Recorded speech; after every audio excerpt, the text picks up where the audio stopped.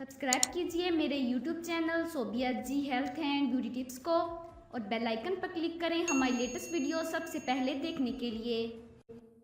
तहरीक-ए-इंसाफ के रहनुमा और सीनियर वकील supreme court Naeem Bukhari London में अंडरग्राउंड स्टेशन के प्लेटफॉर्म पर गिर गए। चेयरमैन PTI इमरान खान ने नईम बुखारी के साथ पेश आने वाले हादसे पर इजहार अफसोस और उनकी जल्द सेहतयाबी के लिए दुआ की है। मीडिया रिपोर्ट्स के मुताबिक सीनियर वकील supreme court Naeem Bukhari London में अंडरग्राउंड स्टेशन के प्लेटफॉर्म पर गिर गए। नईम बुखारी को गिरने से सर और पसलियों वाले हिस्से में शदीद चोटें आई हैं। रहनुमा PTI नईम बुखारी नंबल कॉलेज की चंदा महम के सिलसिले में लंदन में मौजूद थे। चेयरमैन PTI इमरान खान का नईम बुखारी के साथ पेश आने वाले हादसे पर इंतहाई अफसोस का इजहार करते हुए उनकी जल्द सेहतयाबी के लिए दुआ की है।